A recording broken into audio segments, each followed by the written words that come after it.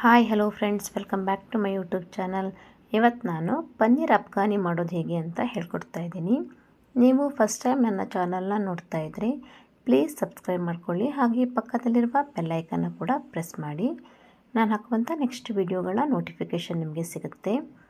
Paneer Afghani ತಿನ್ನೋದಕ್ಕೆ ತುಂಬಾ ಟೇಸ್ಟಿಯಾಗಿರುತ್ತೆ. ಇವಾಗ ಇದನ್ನು ಹೇಗೆ ಮಾಡೋದಂತ ಹೇಳ್ಕೊಡ್ತಾ ಇದ್ದೀನಿ. ನಾನಿಲ್ಲಿ 200 ಗ್ರಾಮ್ ಆಗುವಷ್ಟು ಪನ್ನೀರನ್ನು ತೊಗೊಂಡಿದ್ದೀನಿ. ಇದನ್ನು ಮೀಡಿಯಮ್ ಆಗಿ ಕಟ್ ಮಾಡಿ ಇಟ್ಕೊಂಡಿದ್ದೀನಿ. ನೀವು ಯಾವ ಸೈಜ್ನಲ್ಲಿ ಬೇಕಿದ್ದರೂ ಕಟ್ ಮಾಡ್ಕೊಳ್ಬೋದು.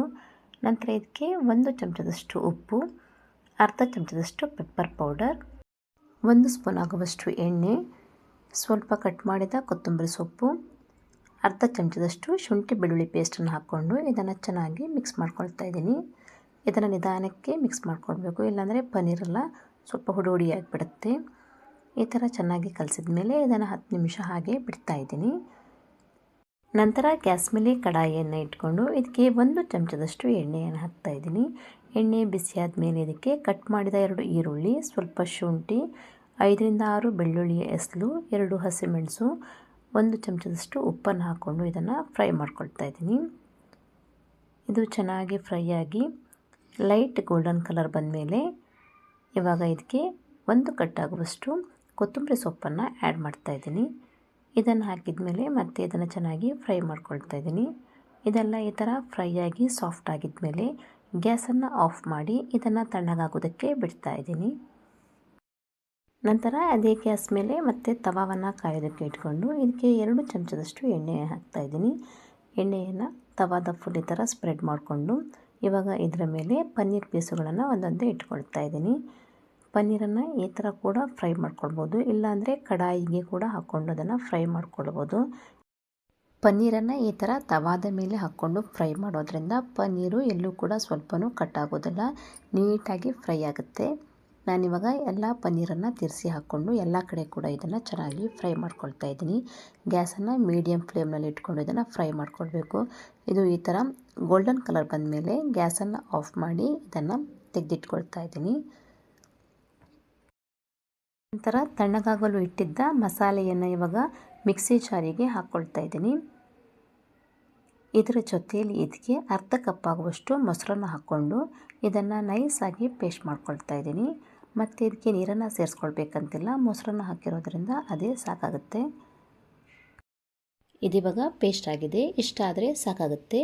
ನಂತರ ಗ್ಯಾಸ್ ಮೇಲೆ ಅದೇ ಕಡಾಯಿಯನ್ನು ಇಟ್ಕೊಂಡು ಇದಕ್ಕೆ 2 ಚಮಚದಷ್ಟು ಎಣ್ಣೆಯನ್ನು ಹಾಕ್ತಾ ಇದ್ದೀನಿ. ಎಣ್ಣೆ ಬಿಸಿ ಆದಮೇಲೆ ಇದಕ್ಕೆ 1/4 ಚಮಚದಷ್ಟು ಜೀರಿಗೆ, 2 ಏಲಕ್ಕಿ, 2 ಲವಂಗ, 1 ಪಲಾವ್ ಎಲೆ ಮತ್ತು 1 ಪೀಸ್ ಆಗುವಷ್ಟು ಚಕ್ಕೆಯನ್ನು ಹಾಕ್ಕೊಂಡು ಇದನ್ನು ಫ್ರೈ ಮಾಡ್ಕೊಳ್ತಾ ಇದ್ದೀನಿ. ಇದು ಕೂಡ ಫ್ರೈ ಆಗಿದ ಮೇಲೆ ಇದಕ್ಕೆ ರುಬ್ಬಿಟ್ಕೊಂಡಂಥ ಪೇಸ್ಟನ್ನು ಹಾಕ್ಕೊಳ್ತಾ ಇದ್ದೀನಿ.